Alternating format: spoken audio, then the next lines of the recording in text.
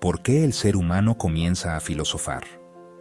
¿Qué hay en nuestra experiencia que nos lleva a cuestionar lo más fundamental de la realidad? Hoy vamos a explorar un momento fundacional del pensamiento occidental, tal como lo reconstruye Rodolfo Mondolfo en el primer capítulo de su obra El pensamiento antiguo. Este capítulo se centra en una lectura filosófica, no neutral, que Aristóteles hace del nacimiento de la filosofía. Pero antes de empezar, quiero que pienses en esto. ¿Alguna vez has sentido que algo muy cotidiano, algo que siempre diste por obvio, de pronto se vuelve extraño, misterioso, problemático? Esa experiencia, según Aristóteles, es el punto de partida de todo pensamiento filosófico. Lo llama Thaumazein, que suele traducirse como asombro, pero que en verdad significa mucho más que admiración o curiosidad. Es un asombro racional, una perplejidad profunda ante lo que se presenta como enigmático, como algo que exige ser explicado. Como dice Aristóteles en la Metafísica, libro A, 982b. Es a través del asombro que los hombres comenzaron a filosofar, tanto en el principio como ahora. Y Mondolfo nos muestra cómo esta afirmación no es una anécdota, sino una clave metodológica. Para Aristóteles, la filosofía no nace de doctrinas impuestas, sino de problemas fundamentales. Problemas como el cambio, el origen, la unidad del cosmos y la multiplicidad de las cosas. En un estudio reciente, se reveló que los estudiantes de filosofía, aunque representan solo el 7.5% de los graduados universitarios, obtienen los puntajes más altos en razonamiento crítico en pruebas estandarizadas como el CARE. Eso nos dice algo. Pensar con profundidad sigue siendo esencial, incluso, y sobre todo, en una era dominada por la técnica. Así que, si eres estudiante, profesor, o simplemente alguien que busca entender más allá de la superficie, quédate hasta el final de este video, porque vamos a recorrer, capítulo por capítulo, cómo Aristóteles lee el origen del pensamiento filosófico y por qué esa lectura sigue siendo crucial hoy. ¿Listos para pensar filosóficamente? Comenzamos. ¿Por qué el ser humano comienza a filosofar? ¿Qué hay en nuestra experiencia que nos lleva a cuestionar lo más fundamental de la realidad? Aristóteles nos da una respuesta contundente. La filosofía nace del asombro, pero no de cualquier asombro. En su Metafísica, libro A, capítulos 1 y 2, afirma: es el asombro lo que llevó a los hombres, en un principio, a filosofar. Pero ¿qué significa exactamente asombro para Aristóteles? Mondolfo se detiene en este punto y lo desarrolla con claridad. No se trata de una simple curiosidad, tampoco de una admiración estética. Es una forma de perplejidad racional, es decir, el asombro aparece cuando lo habitual deja de ser evidente, cuando algo en el mundo que dábamos por sentado se vuelve problemático. Mondolfo lo expresa así: el asombro filosófico nace cuando el orden del mundo exige explicación racional. ¿Alguna vez te has preguntado por qué existe algo en lugar de nada?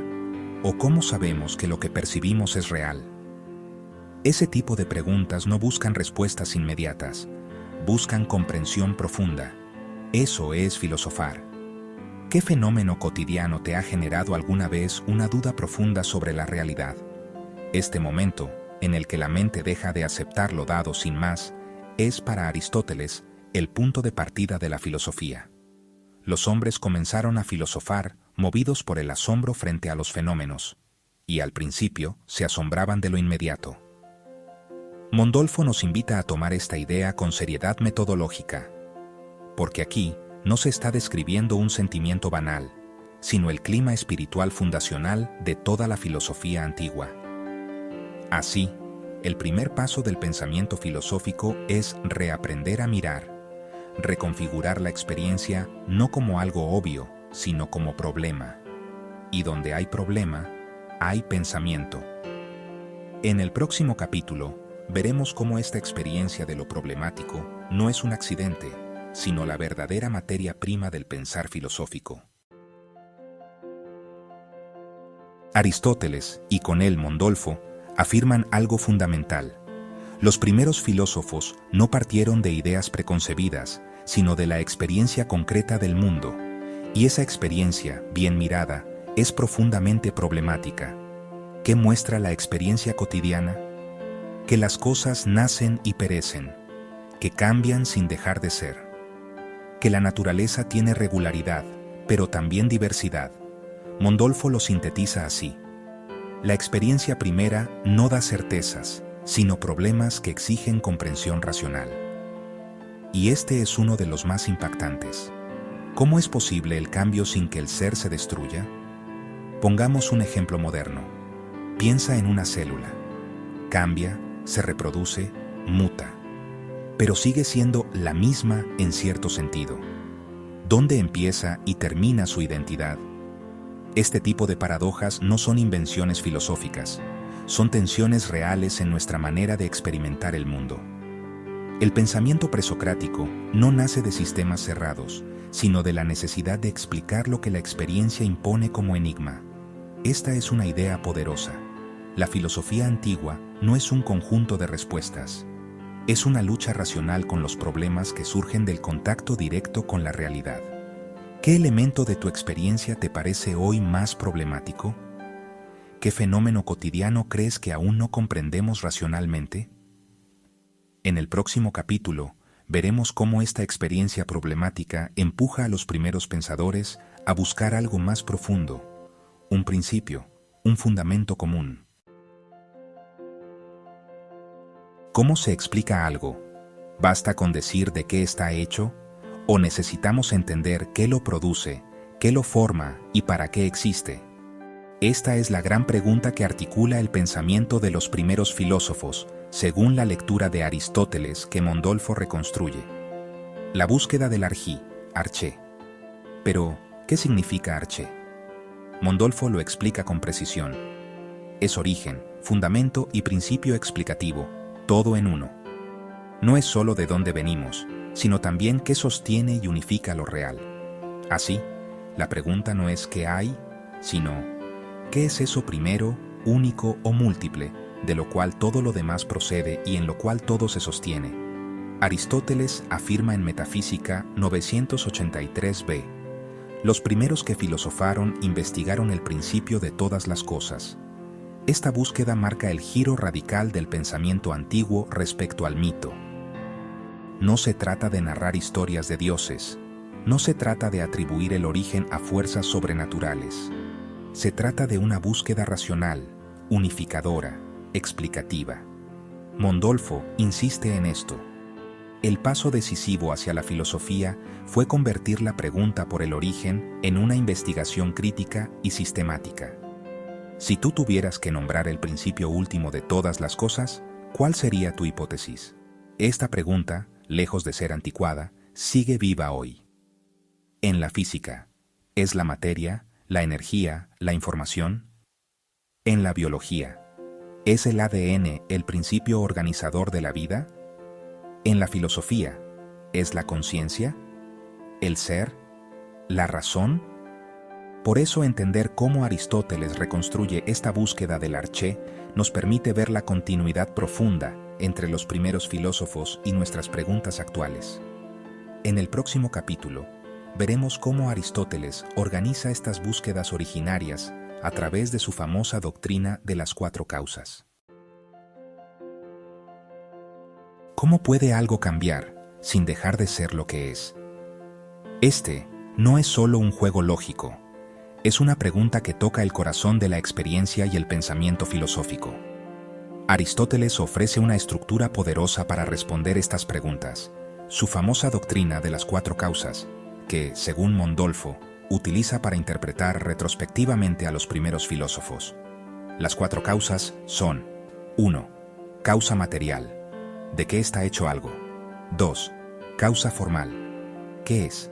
¿Cuál es su forma o esencia? 3. Causa eficiente. ¿Qué lo produce? 4. Causa final. ¿Para qué existe?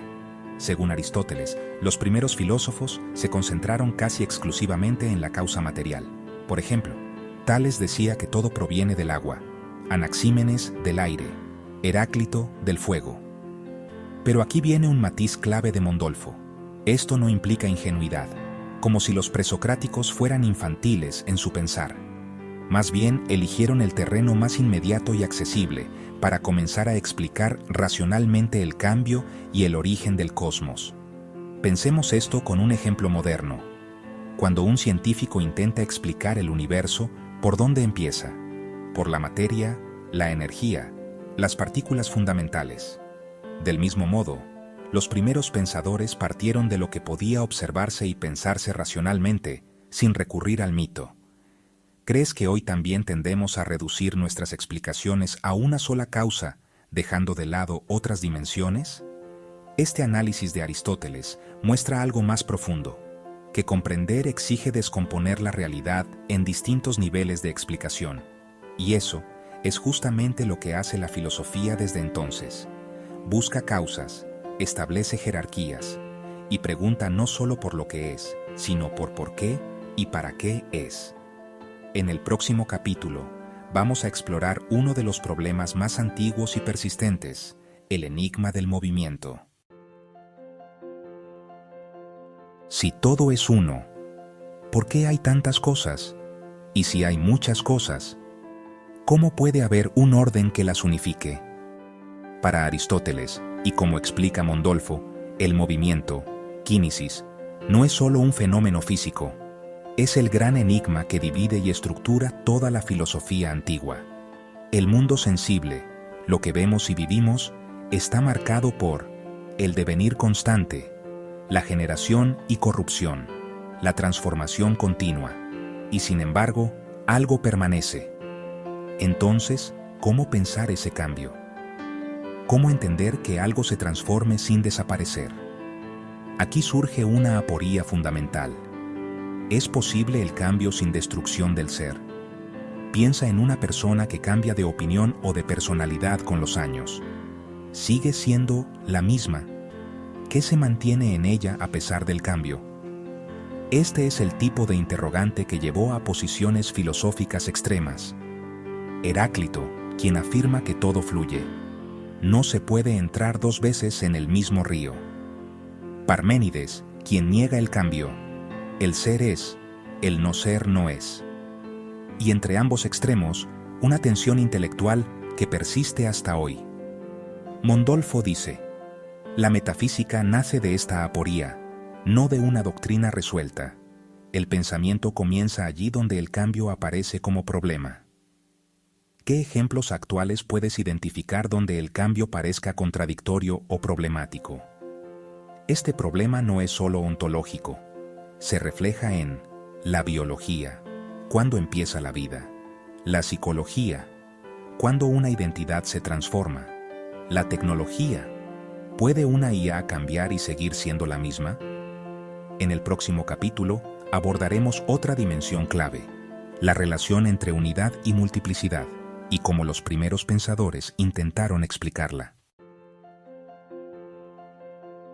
¿Es el universo un caos o un orden inteligible? ¿Podemos realmente comprender racionalmente la totalidad de lo real? Esta tensión entre unidad y multiplicidad es uno de los grandes problemas estructurales del pensamiento antiguo, tal como lo presenta Aristóteles y lo desarrolla Mondolfo. La experiencia nos muestra una realidad múltiple, infinita diversidad de seres, diferencias entre objetos, fenómenos, seres vivos. Pero también observamos patrones, regularidades, leyes. Algo unifica, algo ordena.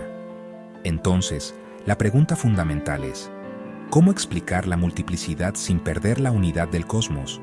Aristóteles identifica en este problema las principales orientaciones filosóficas iniciales. 1. Monismo. Todo proviene de un único principio, como en Tales, Anaxímenes, Heráclito. 2. Pluralismo. Hay varios principios, como en Empédocles o los atomistas. 3. Intentos de conciliación, como el de Anaxágoras o incluso Platón. Mondolfo subraya algo clave. Este no es solo un problema histórico, es una estructura lógica que atraviesa toda la metafísica. En la física cuántica, las partículas subatómicas pueden comportarse como ondas o como corpúsculos? ¿Son una sola cosa con dos manifestaciones? ¿O son dos realidades unidas por un principio común? Esta tensión entre unidad y multiplicidad también atraviesa la ética. ¿Hay un valor supremo o muchos? La epistemología. ¿Conocemos por síntesis o por análisis? La política. ¿Es posible la unidad social en la pluralidad cultural? ¿Crees que es más importante buscar lo que nos unifica o aceptar la pluralidad sin buscar síntesis? Esta problemática no solo define a los presocráticos. Está en Platón, en Aristóteles, en Kant, y en cada intento filosófico de comprender el mundo como una totalidad con partes diferenciadas. En el próximo capítulo veremos cómo esa totalidad se entiende como cosmos, un orden racional y explicable. ¿Puede un filósofo hacer historia sin traicionar la filosofía? ¿Es posible reconstruir el pensamiento de otros sin imponerles nuestra propia mirada? Para Aristóteles, y así lo resalta Mondolfo, los primeros filósofos no estaban interesados en fenómenos aislados ni en casos particulares. Ellos pensaban el cosmos, una totalidad estructurada, ordenada, racionalmente accesible. Mondolfo insiste: el objeto de la primera filosofía no es lo fragmentario, sino lo total, y lo total no es confuso, es un orden inteligible. Esto significa que desde el origen, la filosofía parte de un supuesto fundamental. Lo real es explicable por la razón. Sin esta premisa, simplemente no habría filosofía posible. Los modelos científicos actuales, desde la física teórica hasta la biología de sistemas, suponen que hay una estructura racional en la naturaleza. Sin esa confianza, ni la ciencia ni la filosofía podrían avanzar. ¿Crees que todo en el mundo tiene explicación racional? ¿O hay aspectos de la realidad que están más allá de nuestra comprensión?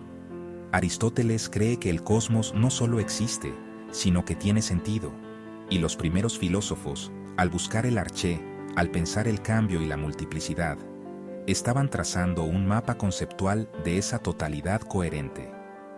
Mondolfo ve en esto la semilla de toda metafísica posterior, no como un sistema acabado, sino como una actitud intelectual, buscar unidad, orden y sentido en lo múltiple y cambiante. En el próximo capítulo veremos cómo Aristóteles, lejos de ser un narrador neutral, interpreta toda esta historia filosófica desde su propio sistema, dándonos una reconstrucción profundamente conceptual del origen del pensar. ¿Por qué empezar por Aristóteles para entender a los presocráticos? ¿Qué justifica que una lectura retrospectiva sirva como introducción a la filosofía antigua?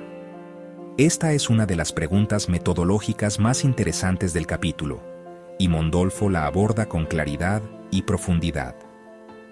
Él nos advierte: Aristóteles no es un historiador neutral. No se limita a describir lo que dijeron los presocráticos. Más bien, los interpreta desde su propio sistema filosófico, reorganizando retrospectivamente sus ideas a la luz de su metafísica.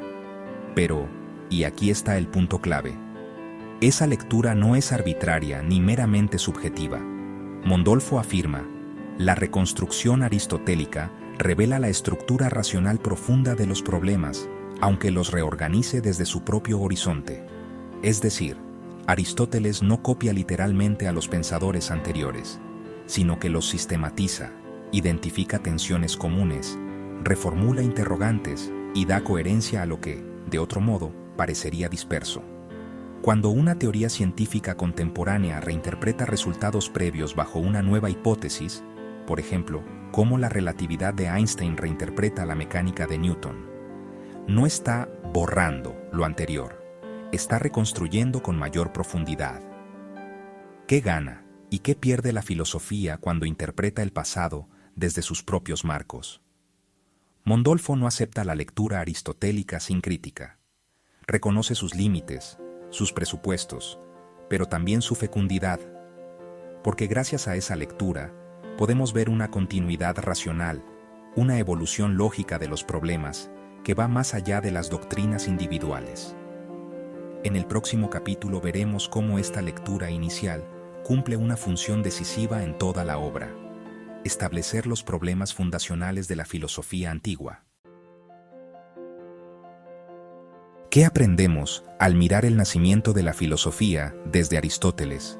¿Qué estructura profunda revelan Mondolfo y su lectura crítica del pensamiento antiguo?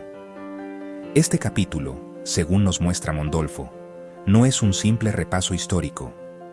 Tiene una función metodológica y fundacional dentro del libro PRIN del pensamiento antiguo.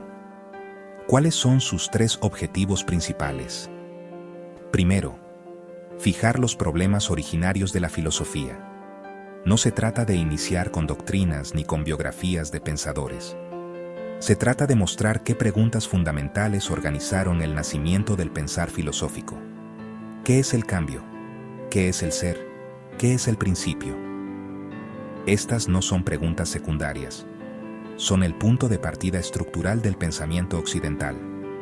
Segundo, justificar el predominio cosmológico del pensamiento inicial. Mondolfo lo plantea con claridad. La filosofía antigua no empieza con el alma o con el conocimiento, sino con el cosmos. ¿Por qué? Porque los primeros filósofos buscaban entender el orden del mundo en su totalidad. Antes de preguntarse quiénes somos, intentaron comprender dónde estamos y de qué está hecho el mundo.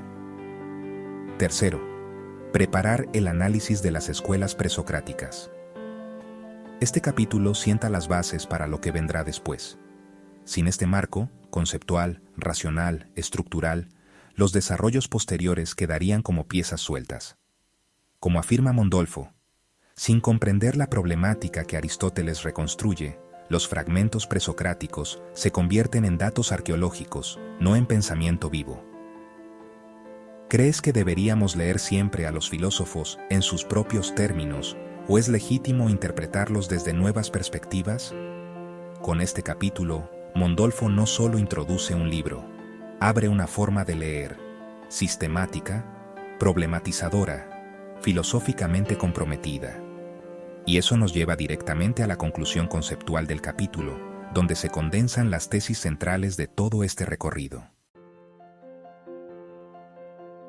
¿Qué aprendemos al mirar el nacimiento de la filosofía desde Aristóteles? ¿Qué estructura profunda revelan Mondolfo y su lectura crítica del pensamiento antiguo? Este capítulo puede sintetizarse en 6 grandes tesis conceptuales que nos permiten comprender no solo un momento histórico, sino el modo mismo en que nace la filosofía. Primero, la filosofía nace del asombro racional, no del mito, no de la fe, no de la tradición. Como dice Aristóteles, es por asombro que los hombres comenzaron a filosofar.